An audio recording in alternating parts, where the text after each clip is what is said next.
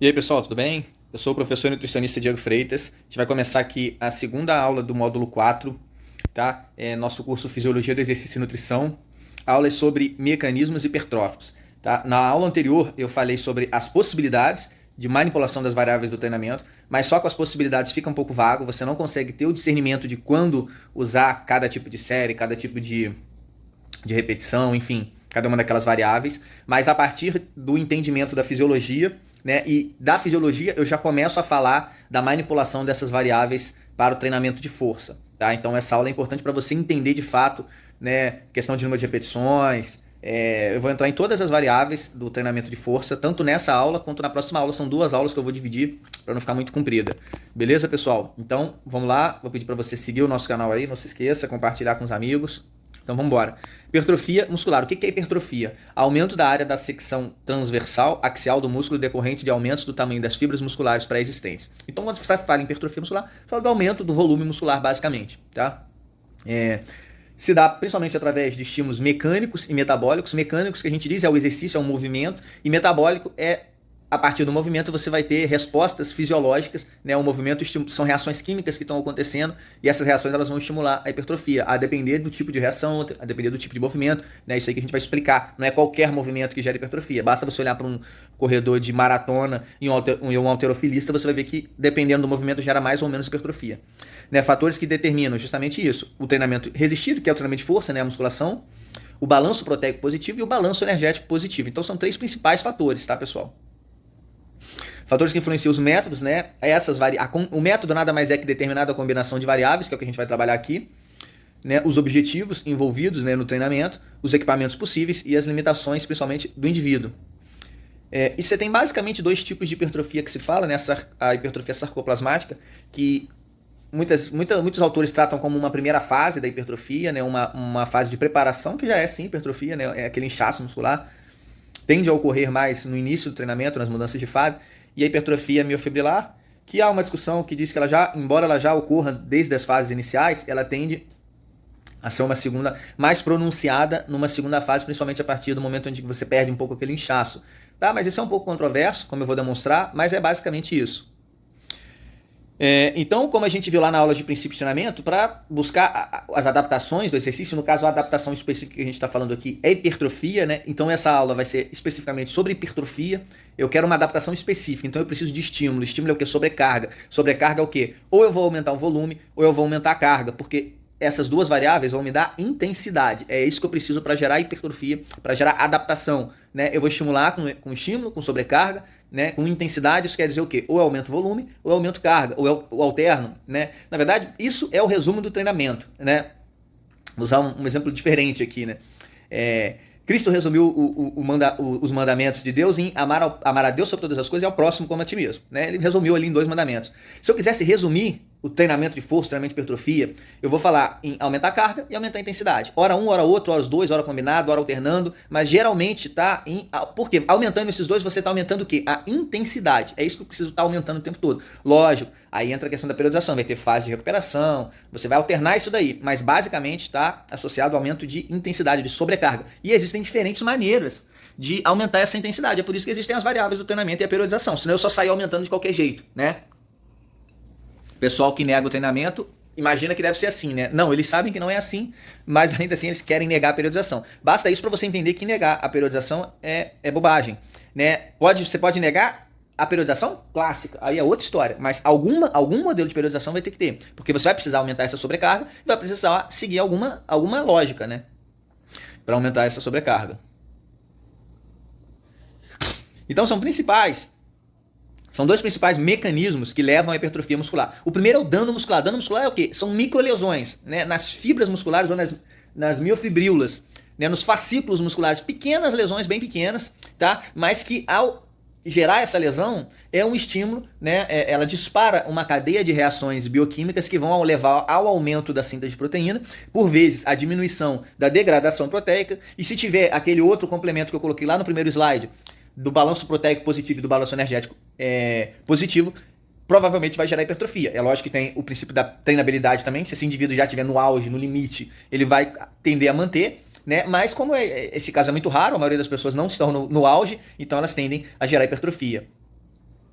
né? Então você tem as microlesões, que são a nível miofibrilar, tá? Bem pequenas mesmo, a nível de sarcômero. É uma coisa microscópica, tá, pessoal? Que ocorrem ali. Que vão gerar ali vários...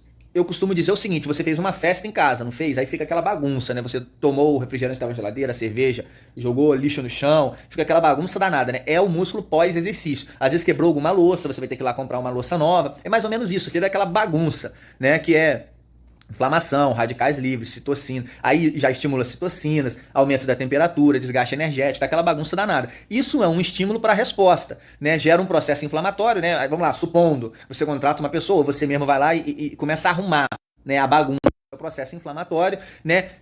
Parte disso já é um pouco de hipertrofia sarcoplasmática, o músculo já dá aquela inchada, né? Pós-treinamento, você está ocorrendo várias coisas ali, né?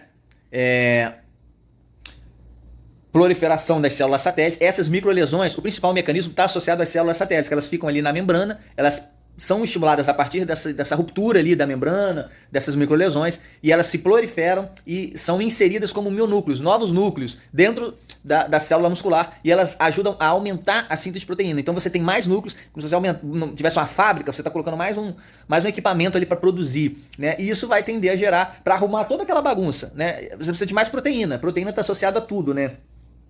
Todas as funções do nosso corpo, a questão estrutural da célula, né? Então ela gera esse inchaço. O próprio inchaço também já é um estímulo para você aumentar a estrutura celular interna, de membrana, enfim, precisa de proteína para isso, você aumenta a síntese de proteína e aí você gera o processo hipertrófico, principalmente a partir, né, da síntese de proteína.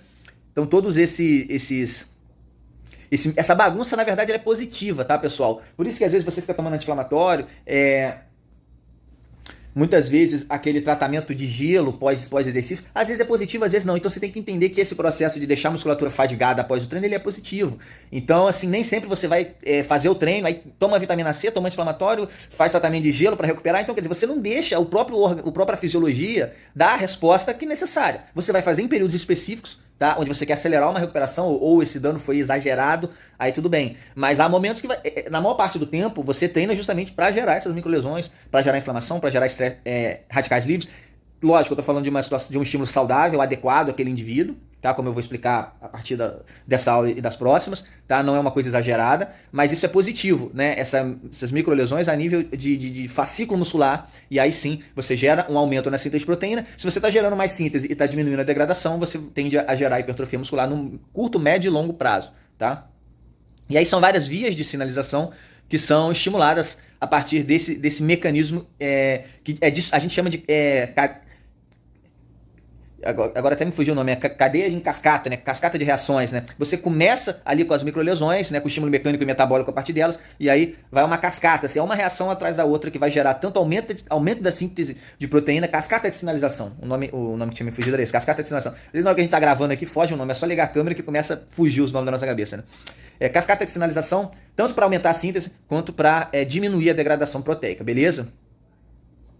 Outro mecanismo é o estresse metabólico, né? Porque aquilo que eu falei, essas microlesões, o estresse metabólico é a bagunça que fica. É o déficit energético, é a hipóxia, é o radical livre, é a inflamação, tá? Não tá tão associado à microlesão. Tá também, mas é um pouco menos. Na verdade, esses dois processos, eles ocorrem ao mesmo tempo. Por isso que tem gente que não gosta de usar essa nomenclatura, o que eu acho um erro, tá? Por que eu acho um erro? Porque, por exemplo, embora você no treino aeróbico você também esteja fazendo metabolismo anaeróbico, se usa termo aeróbico. Por quê? Porque é predominantemente aeróbico. Quando você está fazendo treino anaeróbico, você também está fazendo metabolismo aeróbico. Mas por que se usa o termo anaeróbico? Porque é predominantemente anaeróbico. Aqui é a mesma coisa.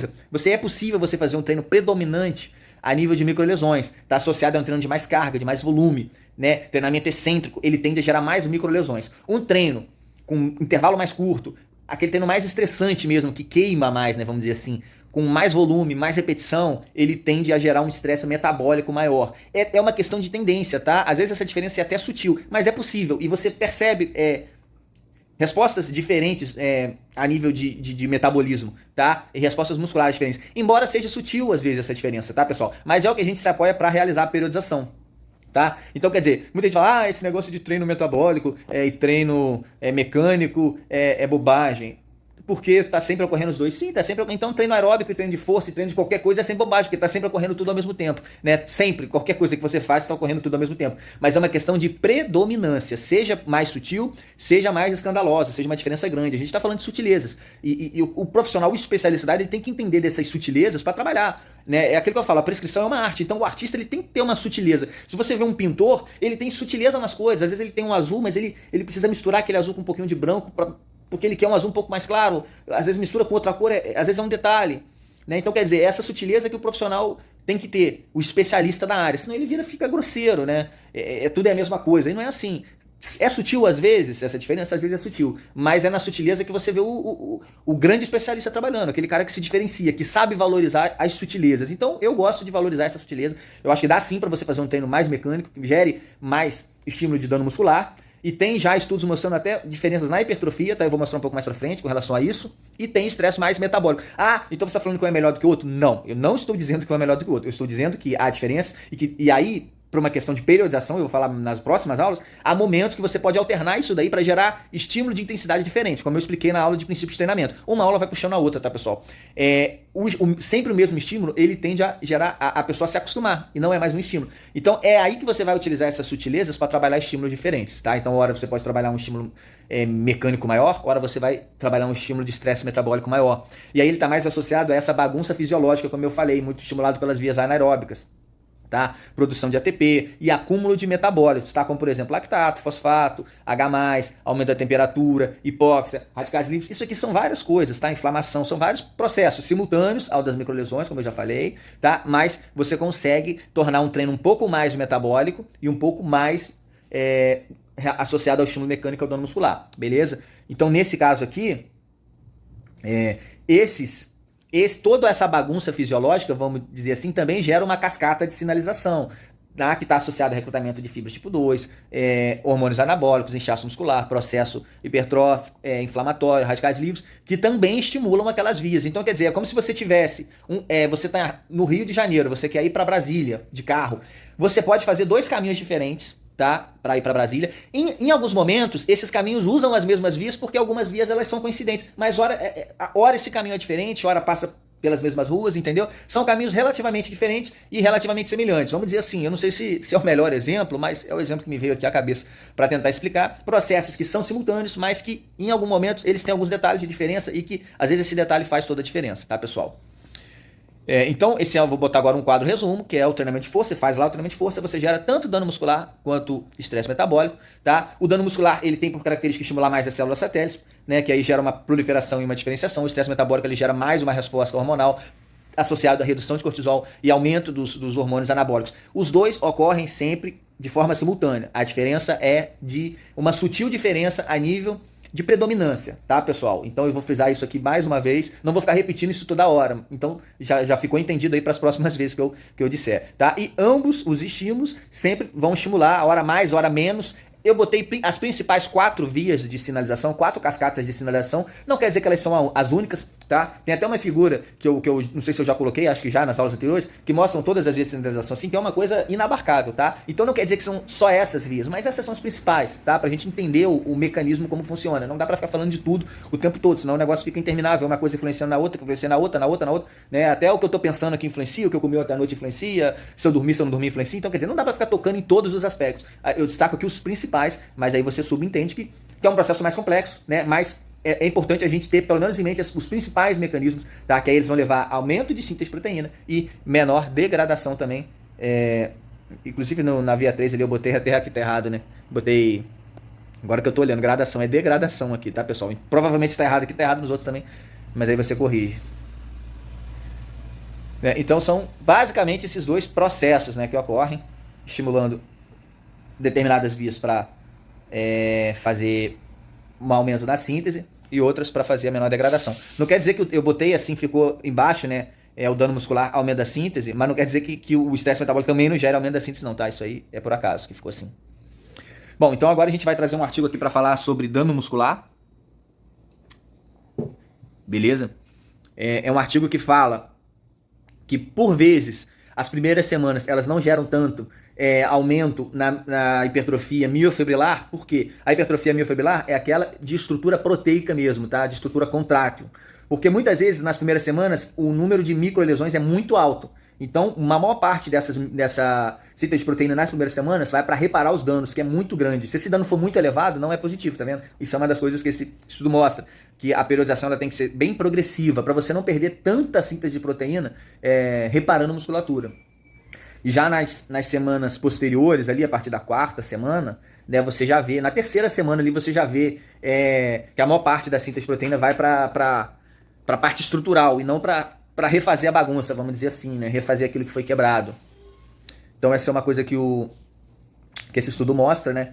Por isso também que você tem muito inchaço mais nas primeiras semanas, aquela hipertrofia sarcoplasmática, porque você tem muito dano muscular, né? E aí você tem mais inflamação, tem mais inchaço, o que não deixa de ser positivo, pessoal. Eu não tô falando que criticando ou não sei o que. É até positivo. No primeiro início você tem de fato uma hipertrofia mais sarcoplasmática, e aí, num processo natural, a própria hipertrofia sarcoplasmática prepara o terreno, vamos dizer assim, né, para uma hipertrofia miofibrilar.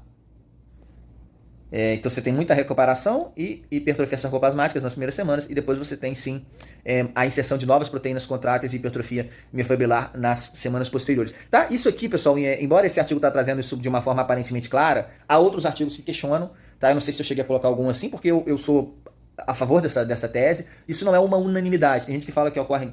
De fato, ocorre sempre as duas. Tá? Mas, mais uma vez, eu vou repetir a mesma coisa que eu disse no slide anterior sobre uma temática diferente. Esses processos eles são simultâneos, mas, mais uma vez, existe predominância.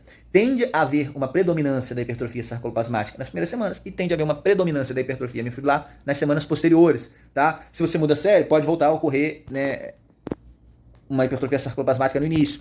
Embora o indivíduo mais treinado ele tende a ter cada vez menos o que ocorre aquilo que ocorre nas primeiras semanas. Tá? Porque ele já está muito bem treinado, ele não vai ter tanto dano muscular quanto mais treinado esse indivíduo é. Por isso mesmo que ele tem que treinar cada vez mais, né? Agora um outro artigo aqui explicando a questão das células satélites, tá?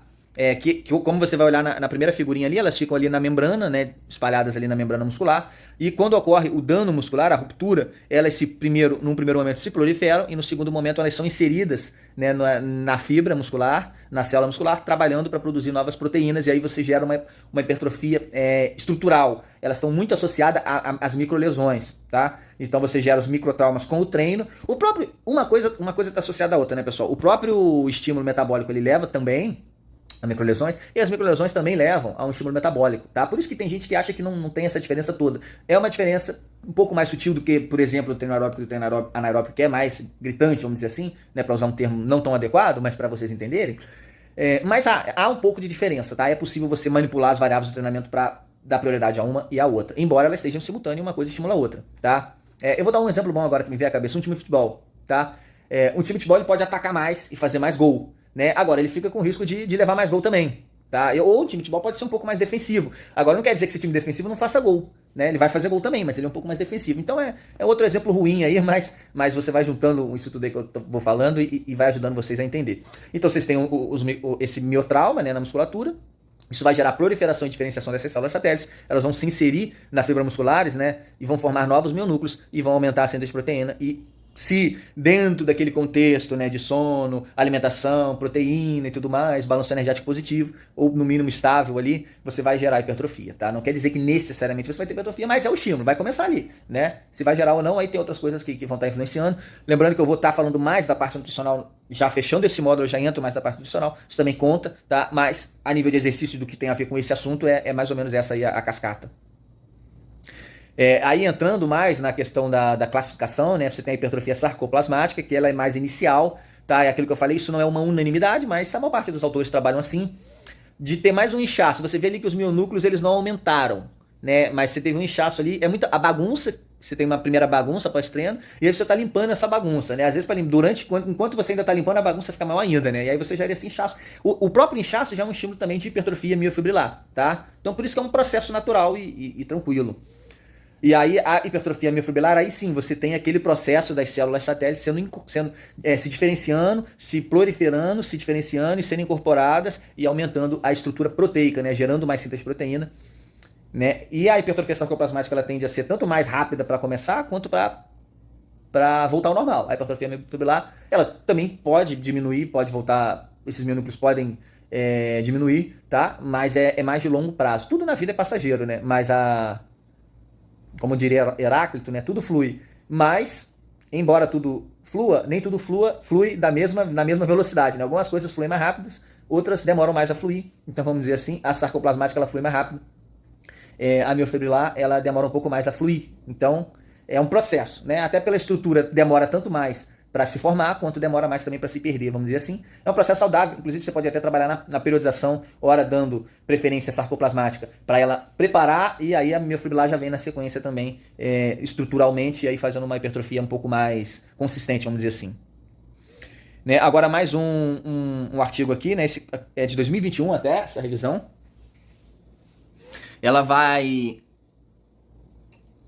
levantar essa hipótese, né, que eu já venho colocando aqui para vocês, que no primeiro momento existem essas duas possibilidades, né, da hipertrofia tanto sarcoplasmática, e ele levanta a hipótese, eu tinha até esquecido o que o artigo fala, agora que eu lembrei, levanta a hipótese do treinamento de resistência, que a gente chama de resistência, né, vamos dizer assim, aquele treinamento de maior volume e cargas mais baixas, ele estimula mais a hipertrofia sarcoplasmática, ao passo que o treinamento com mais carga e menos volume, né, estimule um pouco mais a hipertrofia miofibrilar. Ah, quer dizer que não vai ocorrer a outra? Não, não quer dizer isso, é o que eu venho repetindo ao longo da aula. Mas quer dizer que pode haver uma sutil predominância. E se houver, é muito interessante para nós como professores, porque a gente vai poder manipular esse treino um pouco mais, periodizar um pouco mais. Sempre que a gente percebe essas possibilidades de poder variar, isso é muito bom para a gente. Né? Então a gente tem que valorizar essas diferenças, ainda que elas sejam sutis, pessoal. Senão o treinamento fica grosseiro, qualquer um faz, o cara pega um aplicativo lá e tudo é a mesma coisa, ele faz qualquer treino. Então é legal que a gente identifique essas sutilezas para você se diferenciar, tá? Então essa revisão de 2021 é uma revista, né, como vocês podem ver, reconhecida na área. Então ele identificou isso daí, tá? E ele também levanta essa possibilidade da hipertrofia sarcoplasmática ser uma fase de preparação para a hipertrofia miofibrilar. Tá? Então eu achei interessante, eu acho que faz sentido. Talvez não seja uma diferença grosseira, mas é bem interessante, né, essa tese. Né? Não está totalmente confirmada, mas está um pouco evidenciada e eu acho legal. Né? Vale a gente investigar um pouco mais. E aqui mais uma revisão, né, de 2000 sobre esse assunto. Ele já levanta a possibilidade, ele fala que existem várias teses sobre a inserção das células satélites, né, dos novos mionúcleos, no meio, misturado, na beirada, mas ele adota essa tese, a teoria, né, e aponta evidências porque ele segue essa tese, desses mionúcleos serem inseridos em volta, em torno, né, na parte mais periférica da fibra, da miofibríola, tá? E a partir daí, quando você vai inserindo muitas novas mionúcleos, essas células se romperiam, tá? E formaria duas novas miofibríolas ali. E assim sucessivamente, né? Até continuar o treinamento e sucessivamente podendo aumentar. Não é uma hiperplasia, não é uma célula nova, tá? Desculpa se eu usei o termo célula aqui, eu falei errado, às vezes a gente se confunde aqui. É dentro da célula, nas miofibríolas, tá? Na unidade contrátil ali, nas unidades contráteis mesmo, tá?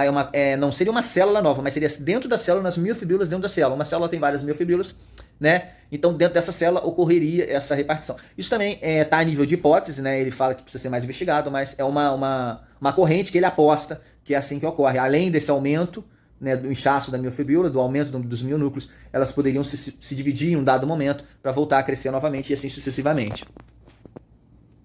Mas ainda é uma hipótese, uma teoria, né? Ele traz algumas evidências, mas obviamente quase nada disso está 100% garantido, né? São questões muito microscópicas, né? E que é muito difícil você ter uma certeza absoluta, mas que está sempre se investigando, e aí a gente vai aos poucos podendo ter um domínio teórico um pouco mais claro, né, da teoria.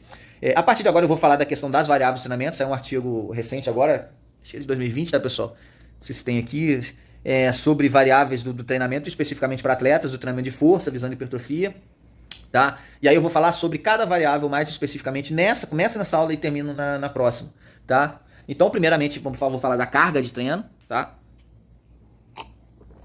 Os estudos clássicos, eles sempre valorizaram mais cargas pesadas, né? Aquele famoso de 8 a 12. Quando eu fiz faculdade, né? Que não faz tanto tempo assim, eles sempre priorizavam hipertrofia de 8 a 12, não pode ser mais nem menos, hipertrofia de 8 a 12. E hoje isso já caiu, né? Isso aqui eu vou dar até um alerta para vocês, eu acho que eu já falei em outras aulas, mas todas as variáveis, aquilo que era o ideal da época que eu fiz faculdade, para hoje já caiu.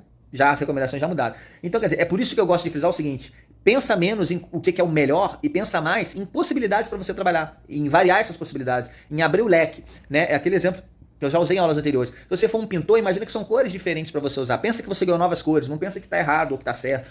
É lógico, até o pintor ali, quando ele abre o estojo dele de tintas, tem cores que ele usa mais, tem cores que ele usa pouco. Mas não quer dizer que ele precisa jogar a cor fora, porque ele vai usar pouco, né? Então vamos pensar nisso como possibilidades, tá, pessoal? Então se priorizava muito de 8 a 12, e inclusive eu fiz essa disciplina com um dos caras que é o cara que é o reconhecido como o mais renomado, o cara que mais publica na área. E ainda assim, de lá pra cá, já mudou tudo, né? Já é tudo diferente. Os estudos dele mesmo, né, já mostra que não é tudo como se dizia que era, né? E essas coisas elas estão sempre mudando. Por isso que a gente tem que pensar menos em defender uma posição como se fosse uma religião. A religião é dogmática, né? Você defende aqueles princípios até o fim. E é outro contexto e tem o porquê de ser assim. Agora, na ciência, as coisas elas são um pouco mais fluidas, né? Então tenha um pouco de cuidado em abraçar um modelo de treino como se fosse eterno, porque daqui a pouco alguma coisa pode mudar, né? E se não muda aquele modelo, muda a pessoa. Então uma pessoa diferente, ela vai exigir um modelo diferente, tá? Então é por isso que eu acho que a gente tem que ter a cabeça sempre aberta para essas questões. E os novos estudos já vêm mostrando que não é bem assim, né? Parece que se você faz mais repetições, por exemplo, tem estudos até com 90, 80 repetições, mostrando que gera sim hipertrofia, desde que você faça até a fadiga. E eu acho que a questão não vai ser nem a fadiga, a questão é a intensidade. Porque quando você chega à fadiga, você garante intensidade. Então por isso que a fadiga é legal, você garante intensidade. Mas mesmo a fadiga, alguns estudos mostram que não é unanimidade, tá? Principalmente para repetições menores. Por quê? Porque é mais fácil você garantir a fadiga com repetições menores. Com repetições maiores, fica muito difícil você garantir a intensidade sem chegar à fadiga. Então por isso que eu acho que a fadiga está associado a maiores repetições, tá? Lógico, eu coloquei estudos com 80, não quer dizer que você vai passar 80, mas que tem estudos com 80, né? Eu acho que assim, na prática, eu já trabalhei até com 20, embora os alunos não gostem muito. Mas 15, 18, 20, eu acho razoável, dá para trabalhar na musculação. Na ginástica, não. Na ginástica dá para trabalhar com muito mais. Mas na musculação, eu acho que até 18, 20, né, é razoável. Dá para, se for aquele aluno um pouco mais disciplinado, dá para trabalhar. O grande diferencial parece ser, de fato, a intensidade. Menos o número de repetições, mas a intensidade, né? Como eu disse, está muito associado ao esforço que o indivíduo faz. Parece haver um limite inferior à carga, né? 40% da carga máxima, aproximadamente, menos do que 40% da carga máxima. Os estudos não têm sido eficientes em mostrar hipertrofia, mas até 40% já é muita coisa, né, pessoal? 50%, 60% é uma carga que há 10, 15 anos atrás era inimaginável você falar em hipertrofia com 50% da carga máxima, 60%. Isso era muito baixo, né? Pode depender do agrupamento e do indivíduo, né? Então eu acho que essa questão da carga baixa, ela é um pouco mais demorada, né? Às vezes fica um pouco mais chato, principalmente porque as pessoas não estão acostumadas. Mas ela é uma possibilidade de variação muito grande. Principalmente aquele cara que já é treinado, já está cansado de treinar de 8 a 12, você já não sabe mais o que fazer com aquele cara, você pode botar 15, 18, 20 num modelo, ele vai... É aquela questão da variabilidade, que a gente tem que saber usar os princípios de treinamento, né? Na aula que eu dei sobre os princípios de treinamento. Usar a variabilidade como uma forma de você alcançar a intensidade, né, de um jeito que você já não vinha trabalhando. Quer dizer que tem que ser assim? Não, mas é uma possibilidade, tá? Então as maiores cargas, o treino tende a ser mais rápido, tá? Gera um maior desgaste estrutural, né? Tende a gerar mais dano muscular, exige um maior foco, porque você precisa do controle ali do movimento e tudo mais atenção, né? Isso é de uma maneira geral, tá, pessoal? Tô dizendo que de uma maneira geral. Aí, às vezes nem sempre é assim, você pode dar um exemplo que não é assim, mas de uma maneira geral, a carga menor ela vai gerar mais tempo, porque você vai fazer mais repetição, né? Um volume maior, e tende a gerar um estresse metabólico maior, tá? E menos dano, automaticamente. E ela tende a ser mais entediante, tá? Se você ficar fazendo mais repetições, é mais entediante. Agora, depois que você acostuma, já aconteceu de eu chegar em dias na academia com preguiça e ficar com preguiça de botar muita carga e preferir fazer baixa repetição. Acontece, né? Acontece o contrário também. Tem dias que eu tô com preguiça, mas eu quero botar mais carga para fazer logo. Então, quer dizer, essa questão vai um pouco do dia também, do momento, né? Questões psicológicas, às vezes, assim. Mas, assim, são coisas para vocês pensarem, né? Tem as particularidades. E aí é que eu acho que vai o quê de arte do profissional. Você tem o embasamento fisiológico, mas você tem que ser um pouco ali assim, meio de psicólogo, ali, de entender, de ter o feedback, de estar fazendo as avaliações, né, para você entender o indivíduo, principalmente aí na questão mais do personal, que você pode modular essa carga dia a dia, né? Enfim, são coisas que a gente tem que pensar, né, no ser humano como um todo, não só na fisiologia. Agora passando para uma nova variável, que é o volume de treino. Eu vou trazer um artigo específico para falar sobre isso, além das implicações daquele outro, tá? Que eu vou falar sobre todas as variáveis que eu trouxer, tá implícito aquele artigo de revisão, mas algumas eu trago algum artigo específico também. Parece ter uma dose-resposta com relação ao volume de treino, tá? E há um platô, após isso há prejuízo, né? Até questão de risco de lesão, que é mais ou menos o que mostra essa curvinha aqui, ó. Até um dado momento parece que é positivo você aumentar o volume, chega uma hora que passa a não ser mais positivo. Pode ser alcançado o resultado de diferentes formas, principalmente porque o volume ele vai estar sempre relacionado à intensidade, né, que é a variável do slide anterior. Então, assim, você aumentar o volume demais, você vai tender a baixar a intensidade. E se você aumentar a intensidade demais, você vai tender a baixar o volume. Então, você tem que combinar, variar. Eu acho que você pode usar isso variando. Hora você trabalha mais volume, volta, trabalha mais intensidade, né? Sempre combinando. Por mais que você encontre o ponto ideal, esse ponto ideal depois de 1 mês, 2 meses, ele já não vai ser mais ideal porque você já vai estar adaptado. Então, você vai ter que recombinar essa formação, né? Então, por isso que é bom você estar sempre utilizando a variação ao longo da periodização. Né? Ele pode ser alcançado de diferentes formas, né? Isso também é uma forma de você periodizar. Ora você aumenta as repetições e diminui as séries, ora você diminui as séries e aumenta as repetições, ora você diminui os dois e aumenta os exercícios, ora diminui tudo e aumenta a frequência. Então, quer dizer, são várias maneiras de você aumentar o volume, aumentar a intensidade. Isso que é periodizar, né? Você não precisa sempre aumentar uma coisa só. Não, isso é aquilo que eu digo, isso não é religião. Você não tem dogmas aqui para você levar para o resto da sua vida. Não, ora aumenta a repetição, aumenta a série, aumenta o exercício, aumenta a frequência. Quer dizer, cada série você modula de uma forma diferente. O seu aluno vai ficar motivado, até porque tem uns aspectos psicológicos que a maioria desses estudos não abordam. Mas na prática você sabe que o aluno gosta de um estímulo diferente, psicologicamente faz diferença, né? Desde o início aqui o curso não é só trazer fisiologia, só trabalhar fisiologia. Eu trabalho nessa área há mais de 10 anos, então eu posso falar também da minha experiência, né? Isso ajuda você a trazer o aluno para você, o aluno confiar em você, né? Você dominar e saber a hora de trabalhar cada uma dessas variáveis. Então está interrelacionado às outras variáveis, por isso que falar, o volume é bom, tá? Mas depende, porque se você aumenta demais, você acaba tendo que abaixar outras coisas. Então, você tem que ter sempre um cuidado, né? Tem que ter sempre cuidado para falar dessas variáveis, porque elas estão interrelacionadas uma com a outra. Não tem como você aumentar a repetição, vai estar influenciando, assim, às vezes você aumenta a repetição, mas em vez de aumentar a repetição, você poderia ter aumentado um exercício.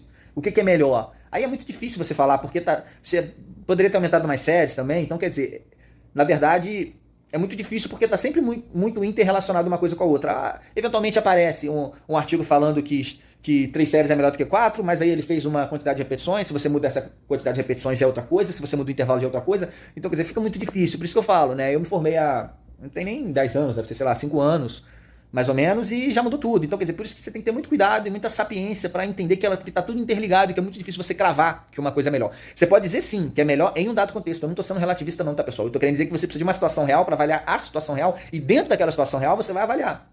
Né? Por exemplo, chegou um indivíduo destreinado. Se você faz 2 séries de peito 3 vezes por semana, né, é o suficiente. Agora, para o indivíduo treinado já não é. Aí eu já vou falar para ele fazer 5 séries todo dia, ou então 12 séries 3 vezes por semana. Quer dizer, muda. Quer dizer, se ele pode fazer todo dia, 5 é o suficiente. Se ele vai fazer 3 vezes por semana, ele tem que fazer um pouco mais, 12. Quer dizer, cada variável dessa situação altera a prescrição. É isso que vocês têm que entender. Né? O indivíduo avançado, ele sempre vai trabalhar com mais volume, mais intensidade, mais desgaste, e o menos avançado, um pouco menos, tá?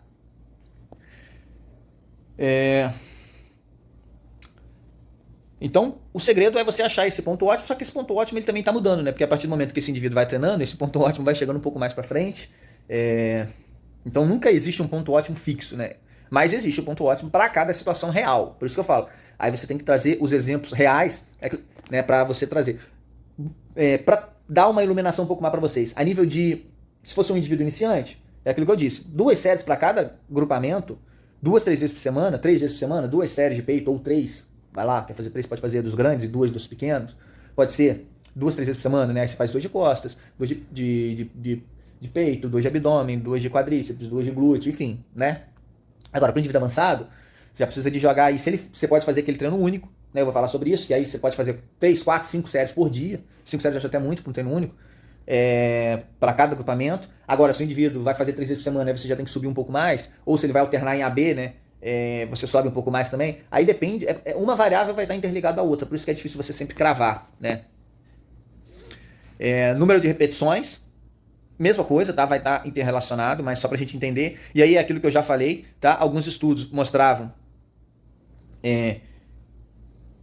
que as cargas mais altas davam mais resultados, mas as revisões mais novas, isso não é tão novo, mas isso já nem é tão novo mais, né? Mas a gente pode dizer que, de uma maneira geral, os estudos mais novos têm mostrado que não tem muita diferença. Esse Schoenfeld, que é um dos maiores estudiosos da área, ele mostra que uma revisão com cargas abaixo de 60% comparado com cargas acima de 60%, como vocês veem na figura, o resultado é praticamente o mesmo, estatisticamente o mesmo, né? E tanto cargas baixas quanto cargas altas. Mas é aquilo que eu falo, a carga alta é mais fácil você garantir, você vai olhar para a cara do sujeito, é mais fácil você garantir que ele está fazendo um treino intenso. A carga baixa é um pouco mais difícil, e aí você tende a associar, tende a ter que levar esse indivíduo até a fadiga para ter certeza que foi intenso, né? Mas você consegue dos dois modos, né? E aí é aquilo que vou passar um pouco mais rápido, porque eu já disse, né? Eu gosto de trabalhar até 20 repetições no máximo na musculação.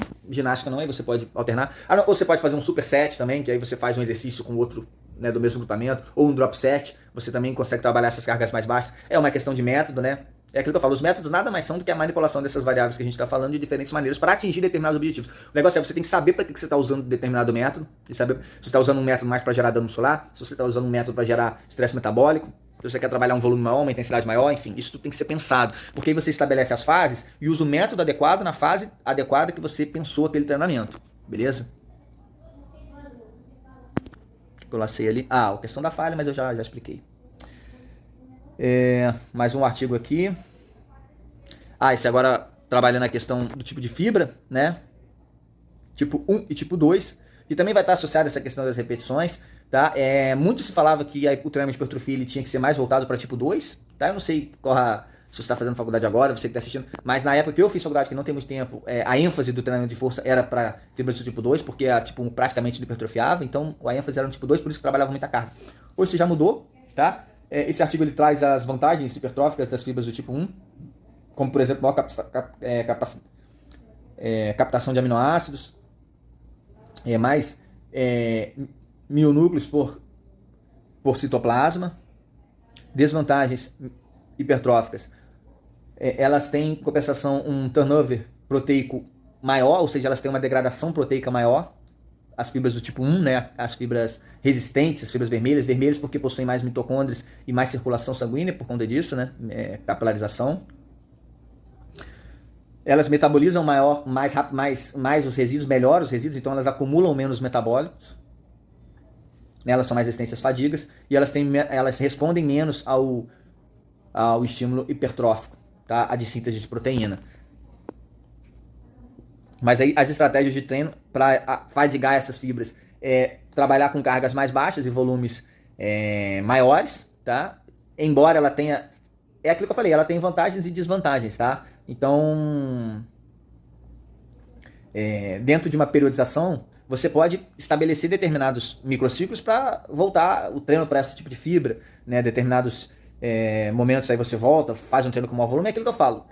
Toda a fisiologia ela está voltada para você trabalhar a variação desses tipos de treino, e não você escolher um melhor e ficar fazendo só aquele tipo de treino, né? E aí chegar até a fadiga, né? E a atividade aeróbica também pode ajudar especificamente em determinados momentos, né? Essa é a sugestão desse artigo, embora o aeróbico, enfim, o artigo trouxe, eu coloquei aí, mas o aeróbico ele não vai estimular tanto a hipertrofia, né? Mas, eventualmente, sabendo usar, não quer dizer que você vai fazer, então você tá falando só para... Não, não tô falando só para fazer aeróbico, tá, pessoal? Em determinados momentos, em alguns períodos específicos, tá? Você pode colocar algum aeróbico que não vai prejudicar, tá? Provavelmente é isso que o artigo está querendo dizer. Bom, aí essa dica de leitura eu já tinha até explicado no vídeo anterior. Então é basicamente isso, tá, pessoal? Que a gente vai fechar para essa aula. E eu já estou fechando esse último bloco, né, para falar de exercício. E na próxima a gente já entra falando sobre nutrição. Eu ainda vou fazer mais uma ou duas aulas ainda nesse módulo para falar dessa parte. Aqui eu vou deixar o Pix, se alguém quiser, se alguma alma nobre quiser fazer uma colaboração para estimular a gente a gravar mais aulas e colocar novos cursos aí para vocês, tá? Deixar o meu contato aí também de Instagram, Facebook, quem quiser mandar alguma mensagem para eventos, palestras, aulas particulares, consultoria associada à nutrição e exercício, beleza? Então é isso aí, forte abraço, comenta, curte, compartilha aí, beleza? E até a próxima aula, galera. Abraço!